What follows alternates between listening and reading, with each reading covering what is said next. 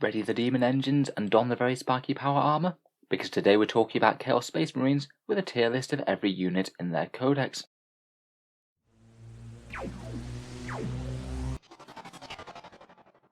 Hello and welcome back to Auspex Tactics, the strategy focused 40k channel, where today we're back for another Chaos Space Marine video, this time looking through every unit in their codex and talking about which ones are strongest and why. With that in mind, I've organised the units into a 3-tier list, tier 3 being the weakest and tier 1 being the strongest, and I thought we'd go through each one in turn, talk about some of their strongest attributes and why I've ranked them where I have. Obviously tier rankings do tend to be a little bit arbitrary. In reality there's always going to be some units that are on the borderlines, and some units are far stronger in certain legions than others, say for example word bearers with anything with a demon in it. I will try and justify why I've ranked each unit where I have though, and by all means if you think that I've overestimated or underestimated something, as usual just let me know down in the comments. If I really think I've made any big mistakes, I'll potentially post it as a pinned comment correction. In any case, let's get into it, and we'll start out with some of the units that I think are weaker in the Chaos Army right now. So down in tier 3, I've chosen to rank these 5 units, starting off with Harkon Worldclaimer. There's quite a lot of characters to choose from in the Chaos Marine army list, but to be honest I do find him quite underwhelming. He's locked to Black Legion, you can't take your choice of relics or warlord traits on him, and in my opinion his special rules just aren't really all that good. Probably the best one is the reroll hits for raptors nearby, but I can't help but feel that most of the time you're better off with a Chaos Lord, and being locked to Black Legion doesn't really do him a lot of favours. Sorry for misspelling his name by the way, I seem to have dropped the extra A somewhere. The Chaos Land Raider has long been struggling with the problems that Land Raiders have in 9th. You have to pay for a whole ton of guns and durability, then usually just roll it right up to the enemy where they can tag it in combat, potentially meaning that those las cannons can't go exactly where you want them and might have to shoot them into chaff troops. It's certainly not as bad as it was once the points drops came in, but other things do better as a gun platform, and most things don't really want it as a transport. They can either foot slog, deep strike, or maybe take rhinos. Predators remain a bit of an underwhelming gun platform, maybe slightly better here than in Codex Space Marines, seeing as at least they can get rerolls from characters. They're not dreadful, but I think there's just quite a lot of gun platforms that do their role better. The Noxleth Crown just is a little bit disappointing for an 85-point fortification. It gives you a 5+ invul save for units wholly within it, gives a helpful buff to your Psyker's casting, though they do have to be very close, and does a little bit of anti-Psyker if the opponent chooses to put their Psykers within 24 inches of it. Unfortunately, at the moment I think it's just rarely going to be worth taking, and I think you're usually going to be better in investing those points in units that will actually damage the enemy. Finally, we have Fallen, a much neglected datasheet by Games Workshop. They were given an index that didn't really do that much for them recently, and it's kind of unhelpful that they're locked out of any of the normal Legion traits for the one that you've picked. Definitely a fun choice to include in the army, but I think you're rarely going to want them compared with other units, as I think they are eclipsed for just about every battlefield role that they could have. Moving on to some more positive stuff now though, and in tier 2 I've tried to rank units that I think you could justify depending on your choice of legion and what other units you're running in the army, but maybe just aren't quite stand out enough to be included in tier 1, the biggest, nastiest and most useful threats that I think quite a lot of chaos lists will typically include. First up we have the more melee focused demon engines, defilers, mauler fiends and venom crawlers, all of which I think are pretty respectable battle line units. Defilers and the venom crawlers do seem to be quite evenly weighted. I think for most armies, most of these just tend to be kind of okay, but they can really come into their own if you happen to be running Iron Warriors, soup them up with that warlord trait that they have, maybe add in a Master of Possession for his buffs and the extra durability of 4+ invuls, and you could have quite a threatening little phalanx of murder machines trotting up the centre of the board. Perhaps a little bit less commonly seen, we have the Chaos Vindicator and Forge Fiend, which I would perhaps rank a little bit ahead of things like the Predators down in tier 3. I think they bring a little bit of a better mix of damage and durability, the Vindicator with its toughness 8, and the Forge Fiend with its 5+ invul and demon engine tricks. Unfortunately, I still think that these guys are outclassed in terms of chaos gun platforms by things like the Forge World Decimators and Contemptors, but having one or two of these as a fairly durable distraction maybe doesn't seem like the worst idea. Next we have the Hellbrute with its really quite flexible loadout. Again, I'd be perhaps most tempted to run this as another version of a gun platform. The Fire Frenzy and the Crazed rules could just occasionally make this guy hit ridiculously hard for a turn, even if he's maybe not so hard to take out from enemy shooting. He'll most certainly be waiting his time to get his hands on -1 damage, the same as the Loyalists. Next we come to Possessed, Another unit that I think is kind of passable in most legions, though can be turned into ridiculously scary monsters in Word Bearers, where you can make their attacks damage too, among all sorts of other buffs. They're already more durable than most Chaos Marines, with 2 wounds and their 5+ invul, but I think without a fair few stacked buffs, their melee might just disappoint a bit, only being damage 1. Still though, can be an interesting unit for layering multiple stacked buffs as Chaos loves to do. Make them extra tough, extra killy, and warp time them up the board to throw them in the enemy's face. Next we have Obliterators, another gun platform source. These guys come in with some fairly nice general purpose weapons, inbuilt deep strike, though I would say that they are a little bit expensive for how easy they are to kill, costing as much as some light battle tanks, but only having 4 wounds. I think they're perhaps particularly interesting when you can make sure that they can't be shot back in return, such as Alpha Legion with their 2 CP stratagem to keep them hidden. That could perhaps prove them a frustrating unit to fight against. Moving on to yet more guns, and we have the Havocs. Toughness 5 Chaos Marines that can move and shoot for no penalty, though I still think that they're fairly fragile for their points cost compared with say Space Marine Devastators who get their 2 wounds. People seem to be quite flexible on the loadout that they're armed with. All the shots from the Reaper chain cannons do seem interesting, though there still seems to be plenty of love for autocannons, missile launchers and las cannons too. Can be nice with veterans of the Long War, Endless Cacophony or the various other Chaos buffs, but again don't seem to be quite as widely played as say things like Noise Marines for shooting gun platforms. Next up we have the 3 other types of Cult Marines though, Plague Marines, Rubric Marines and Khorne Berserkers. At the moment it is kind of just hard to look at Plague Marines and Rubric Marines, compare them to their versions from the Thousand Suns or Death Guard codexes, and not just see them as completely inferior. I think I'd be hard pressed to want to run them in a Chaos Space Marine list, particularly as they can't be troops and can't be OBSEC. Khorne Berserkers on the other hand are certainly a lot more interesting, particularly so after those recent changes to Chaos Marines getting Death to the False Emperor on 6s against everything. As with quite a lot of Chaos Marines, their damage is far outweighing their durability though, and if they do get shot back in return, they're going to die quite quickly. Still though, they're a fun and absolutely brutal threat to be delivering out of rhinos or things. It's pretty hilarious that a base model can be getting up to 10 attacks in World Eaters. These guys will blend troops like there's no tomorrow. The main question is whether or not the new damage rules will actually allow them to trade up against harder hitting units or not. Next up we come to the Chaos Space Marines in the troop slots, who I'll be honest certainly have been looking poor for the cost for quite a while now, but bringing OBSEC to the table with at least a little bit of ranged and melee threat are still worthy of note I think. Typically cultists will do the objective scoring job a bit better and a bit cheaper. Various elites choices or heavy weapon troopers will do damage a bit better, but occasionally I still think that Chaos Marines could be the right choice, bringing a mix of the two with some OBSEC and filling a detachment slot. Still though, they're not really a unit that I could see people spamming in anyway in the top Chaos lists. Next we have Bikers, a fast moving threat that can do a little bit of ranged and melee, and have the option of delivering some close range special weapons right into the enemy's face. In general, I feel that these guys might be a little bit outshone by Raptors at the moment, who have some other interesting tricks, but having a unit with the potential to move 20 inches in a turn isn't the worst thing when you're playing missions. Staying with the fast attack, and we do come to the Raptors now, a cheap and cheerful melee threat at just 15 points per model. They can deep strike to hopefully make some unlikely charges or do actions, debuff enemies nearby with -1 leadership, and they can be quite interesting in Night Lords where you could have them make some fairly reliable charges out of reserve.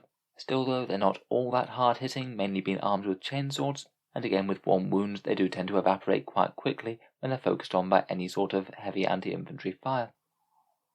Warp Talons aren't really so different, 8 points over the cost of a Raptor for some blendy lightning claws, plus a 5+ invul save, and the demon keyword which can be pretty handy for certain synergies like ones out of codex with the Demons book. Again potentially interesting with certain legions such as Word Bearers Demon Tricks or Night Lords and their various jump pack synergies. They do hit very hard, but if anything they're even more fragile than the Raptors for the fairly steep price that you pay for them. Spawn a nice cheap fast attack at 23 points for a 1 model unit. They're not really all that worth it in terms of damage, but at least they can be one annoying threat that you can just ping towards an objective each turn. If there's ever a fairly fast expendable unit, then it's best that these guys do the dying rather than the actual Chaos Marines. Next we have the Helldrake, perhaps the demon engine that pays a premium for the price of its speed. It doesn't really have a ton of damage output, but it is very fast moving and a long threat range, and not actually having the aircraft tag means that it can charge enemy units, tie them up, and perhaps bully any isolated enemy units that are strung out and unsupported on their own. The main price is that their damage output really isn't all that great at all. so they're going to have to make good use of their speed, annoyance factor, and perhaps move blocking if they do want to justify the price of their inclusion.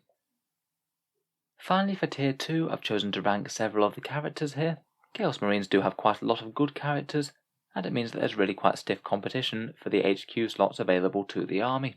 I think all of these could potentially be worth the inclusion in the right list, but for the most part just don't seem to be quite as top tier as some of the other choices. Just to go through them very briefly, Cypher maybe isn't the most threatening with very cheap pistol fire, but at least it doesn't cost very many points. The Exalted Champion maybe is a bit of a luxury melee buff, but he can be absolutely great with certain units that have low strengths and loads of attacks. Getting full rerolls to wound really isn't all that common a buff throughout 40k. The Master of Executions is quite nice if all you want is a melee bruiser on a very cheap points cost, particularly nice if you're trying to claim the skulls of some characters. Here on Blackheart's quite a nice all-rounder, a Chaos Lord that gives you an extra command point, has some nice fancy kits for range and melee, and also gives you another cheap cast as well. Very strong all-round for 110 points, though maybe a slight shame that he's locked to red Corsairs. Warpsmiths are alright for demon engine repairs, plus you get quite a lot of nice kit included for their points cost just at base. Fabius Bile's really nice for the 95 points, a little bit of damage but very nice for enhancing his warriors, maybe creating some extra tough Chaos Marines to tank the enemy firepower next turn. Lucius the Eternal is an interesting choice for a Chaos Lord for the Emperor's Children. He's a very nice generalist melee combatant, plus has a couple of handy special rules in combat for reflecting mortal wounds and getting extra attacks against characters. The Demon Prince I was debating whether or not to put in Tier 2 or Tier 1, I could happily have put it either way. Again, a nice generalist, though one that you do pay a price for. Quite fast, quite tough, good melee and a psychic power, just quite significantly more expensive than most of the other characters that you can put down. Finally, the Greater Possessed is maybe a tiny bit more niche, very cheap and giving a +1 strength buff to nearby demon units. At least he does punch somewhat hard in close combat as well when he gets stuck in. Finally, let's move on to Tier 1, some of the strongest units in the Chaos Army right now in my opinion, and I think that quite a lot of the strongest Chaos Space Marine lists will include at least a fair few of these. First up, Cultists do seem to be the default troops for Chaos Marines at the moment, being significantly cheaper than a standard Chaos Marine squad, a fair few grunt bodies just to hold down objectives, and that quite handy Tide of Traitors stratagem which can allow you to potentially get movement around the table as well as replenishing dead models. That can be particularly quite nice in 9th edition, where it gives you an opportunity to trade out command points for victory points if you need them to do an objective. The Chaos Rhinos are nice cheap and cheerful transport as it is for most factions. I think it's got particularly good relevance for Chaos Space Marines, seeing as they have a lot of one wound fragile damage dealers. Things like Noise Marines, Berserkers or Chaos Chosen would certainly thank you for being protected in an armoured shell and hopefully not getting shot first.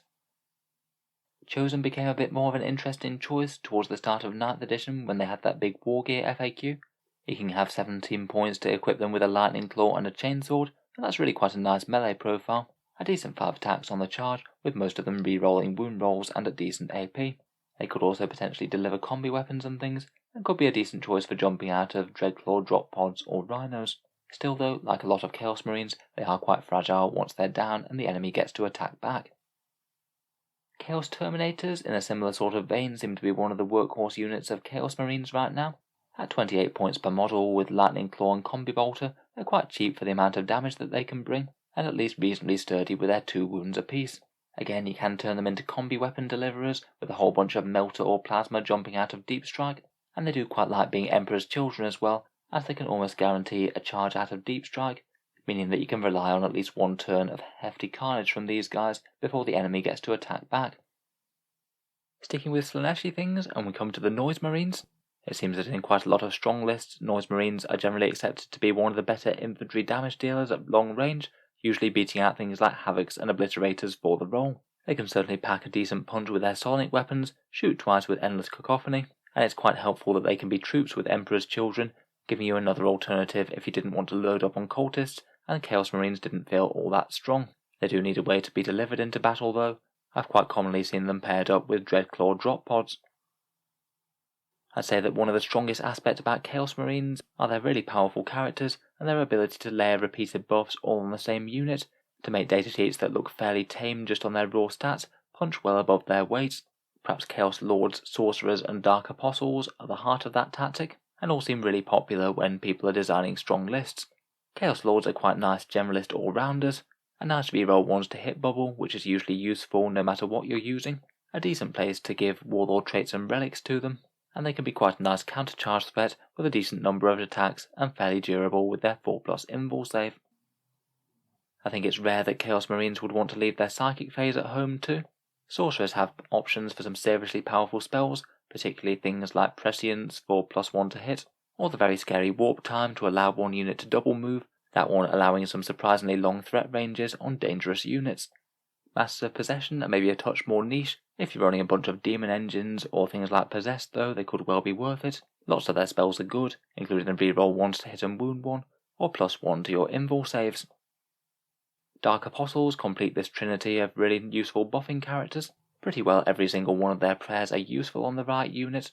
-1 to hit at range is really quite nice to keep a key model safe, and you can get various damage buffs for melee and range as you see fit.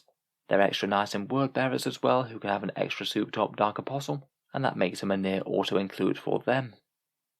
The Lord Discordant I think remains a really decent threat in the HQ section if you want a character to lead demon engines along and also provide yet more melee threat of his own. Perhaps I should have ranked him alongside the Mauler Fiends, Defiler and Venom Crawler, as he is kind of tied to them. He does come with the downside of being able to be targeted directly, which isn't a great thing. His raw stats really aren't too bad though, and it's quite nice to get this level of frontline damage out of an HQ. Finally, I thought we'd finish characters with a couple of my favourite Legion-specific choices. Abaddon the Despoiler I've talked about in an entire video all to himself recently, so feel free to search that up if you'd like. For his points cost, I'd argue that he's really quite undercosted at the moment, a seriously good HQ choice. Dracnian will usually get him a crazy 10+ attacks at damage 3. They should be exploding on 5s with his Death to the False Emperor buff that he can give out to nearby units too. He has 3 unrestricted 4 rerolls to hit, which is really nice for buffing any Chaos unit round him too. He even comes with a couple of command points attached, and if the enemy does happen to target him, he's a bit of a nuisance to take down as well. A good number of wounds, and he cuts enemy incoming damage in half. If you're taking Black Legion, I'd say Abaddon is an auto-include. In fact, I'd say that Abaddon is the main reason that you want to run Black Legion in the first place. Otherwise, Khan the Betrayer is a bit more of a simple soul. He doesn't need anything too fancy. What he brings is just raw crazy amounts of melee damage. For 115 points he brings a serious amount of Strength 6 AP -4 hurt, always hitting on 2s, and usually should be fighting twice with the 8 attacks that he has on the charge. That's some pretty apocalyptic damage right there, and is the sort of character that can easily make his points cost back if he does manage to charge pretty well anything. Next up, it's certainly possible to add a fair bit more punch to Chaos Marine army lists with some of their Forge World choices. There are quite a few options to choose from, though I think that some of the most interesting might be the Chaos Contemptors, the Dreadclaw Drop Pod, and the Chaos Decimator.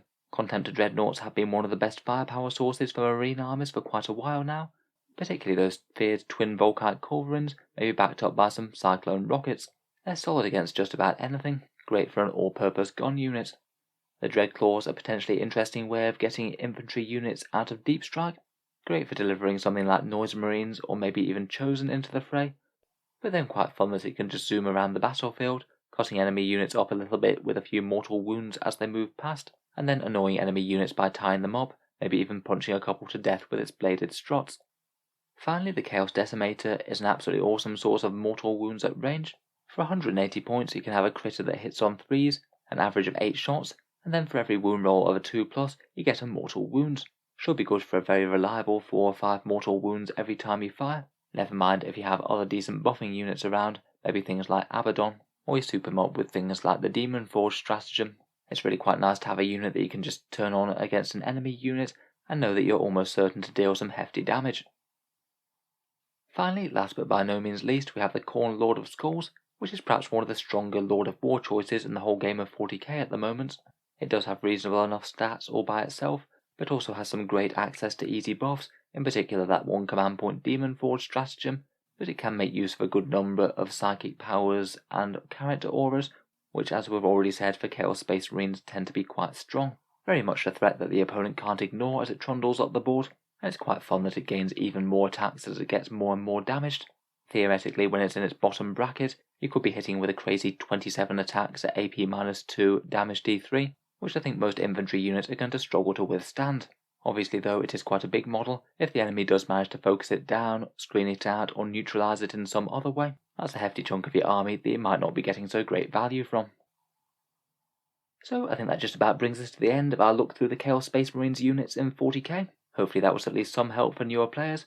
Please let me know if you think that I've over or underrated anything, or any anecdotal experience with using these units in-game recently. If you've enjoyed the video, then feel free to subscribe to Auspex Tactics, or I'll certainly keep these army reviews and other 40k content coming on the channel. I tend to post new videos just about every day. Finally, if you have been enjoying the content on the channel quite a bit, I would just like to mention that Auspex Tactics does have a Patreon page, and you can find that down in the video description below. Making all of this content does take a fair amount of time and effort, particularly big reviews like this one, so if you are enjoying regularly, then any support is enormously appreciated. Channel patrons do get a fair few advantages, including seeing certain videos early, regular votes to see what sort of things happen next on the channel, and automatic entry into the regular prize giveaways with a chance to win some really big model kits each month. If any of that sounds good to you, or you'd just like to help support, then the link is down in the video description. In any case, a massive thank you for listening, and I'll hope to see you guys next time.